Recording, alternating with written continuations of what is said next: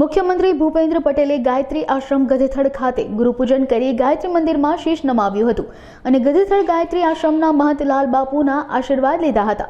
મુખ્યમંત્રી ભૂપેન્દ્ર પટેલે ઉપસ્થિત વિશાળ ભક્ત સમુદાયને સંબોધન કરતા જણાવ્યું હતું કે ગધેથડ ગાયત્રી આશ્રમ જેવી આસ્થાની જગ્યાએ આવવાથી જનસેવા માટેનું મારું મનોબળ પુનઃ સ્થાપિત થાય છે।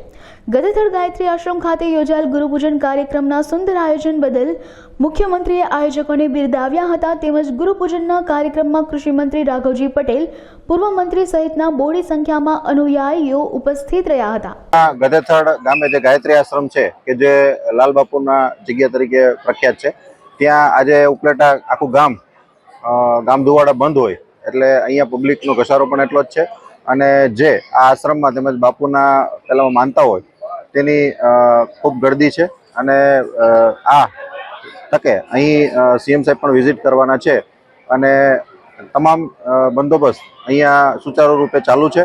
ટ્રાફિક વ્યવસ્થા પણ ચાલુ છે અને ભોજન વ્યવસ્થામાં પણ એટલો ઘસારો છે, બધી જગ્યાએ પૂરતો પોલીસ બંદોબસ્ત છે અને સુવ્યવસ્થા ચાલુ છે। આજે દત્ત જયંતિ છે અને દત્ત જયંતિ નિમિત્તે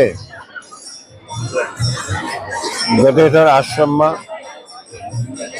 ગાયત્રી ઉપાસક પરમ પૂજ્ય લાલ બાપુના દર્શનાર્થે લાખો લોકો એક શ્રદ્ધા આસ્થા સાથે અહીંયા આવ્યા છે। હું પણ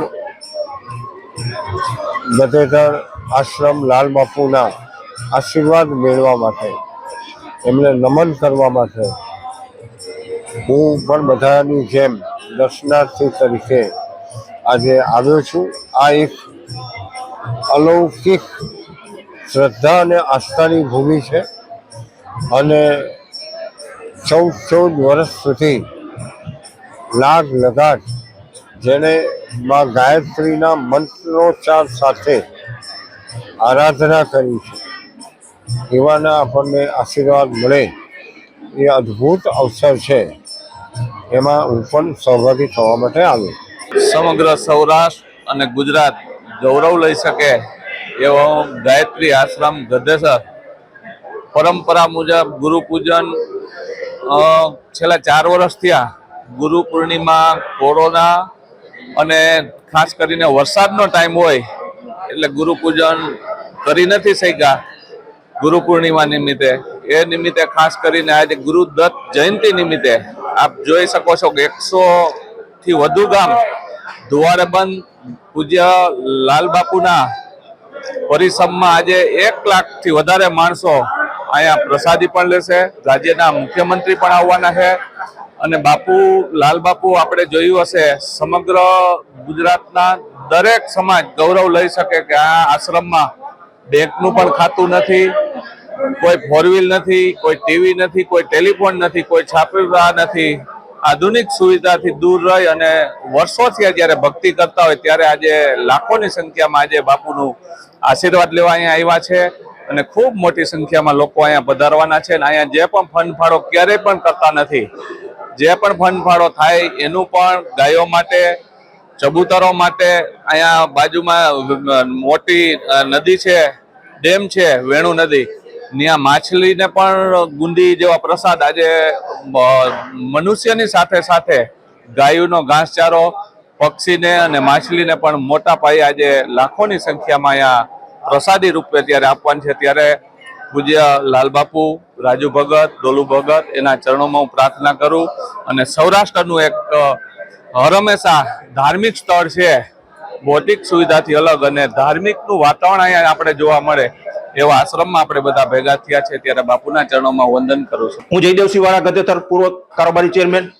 આજરોજ ગુરુ જયંતિ ઉજવવાની ગધેથડ ગાયત્રી આશ્રમ પૂજ્ય લાલ બાપુ, રાજુ ભગત, ડોલુ ભગત તેમજ સેવકગણ ભાઈઓ તમામે આ આયોજનની અંદર તન મન ધનથી સૌ જ્ઞાતિએ સાથે સહકાર દઈ અને આ કાર્યક્રમને ઉજાગર કરવા માટેની તમામની અત્યારે એવી સેવા પ્રવૃત્તિ ચાલી રહી છે અને પબ્લિક પણ અત્યારે પ્રવાસ ચાલુ રહ્યો છે। સાંજ સુધીની અંદર ઓછામાં ઓછા 1.5 થી 2 લાખ માણસો પ્રસાદ લેવાના છે અને આ પ્રસંગ અને સાથોસાથ ગુરુ પૂજનનું પણ પૂજન ચાલુ છે। ત્યારે 25 થી 30 હજાર સેવકો ગુરુ પૂજન પણ સાથોસાથ બૈરાઓ અને પુરુષો સાથે બધા પૂજન કરે છે, નવા શિષ્યો પણ પૂજન કરે છે અને જૂના શિષ્યો પણ પૂજન કરે છે અને બાપુ પૂજન કરાવે છે.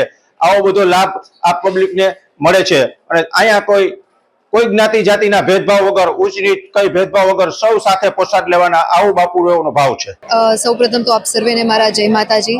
આજરોજ માગસર સુદ પૂનમ અને ગુરુ દત્તાત્રેય ભગવાનની જન્મ જયંતિ નિમિત્તે ગધેથડ ગાયત્રી આશ્રમ ખાતે ગુરુ પૂજન અને ગુરુ પૂર્ણિમા મહોત્સવનું આયોજન કરવામાં આવેલું છે. આદરણીય પૂજ્ય પરમ પૂજ્ય લાલ બાપુના માધ્યમથી આ સમગ્ર આયોજન છે એ આકાર લઈ રહ્યું છે. આપ જોઈ રહ્યા છો કે અત્યારે લગભગ ગધેથડ અને આસપાસના જિલ્લાના 116 ગામોને ધુમાડાબંધ જમણવાર ફક્ત માનવ સેવા નહીં પરંતુ મૂંગા અબોલ પશુ છે એમની સેવા અર્થે પણ આજ રોજ આશ્રમના માધ્યમથી ગાયોને લીણની વાત આવે કે પછી મૂંગા જેટલા પણ અબોલ પશુ પક્ષીઓ છે એમના માટે એમના ચારાની વાત આવે તો એની સંપૂર્ણ વ્યવસ્થા માનવ સેવાની સાથે સાથે પશુ વ્યવસ્થા અને ગૌ માતાની સેવા એ આખા સમગ્ર આયોજનને આજે આખરી ઓપ આપી અને આજના દિવસે ઉજવણી કરવામાં આવેલી છે. લગભગ 1100 કરતાં વધારે અહીંથી આ આશ્રમના માધ્યમથી આશ્રમના આંગણમાં પૂજા પણ અહીંથી કરવામાં આવેલી છે અને આજના આ દિવસે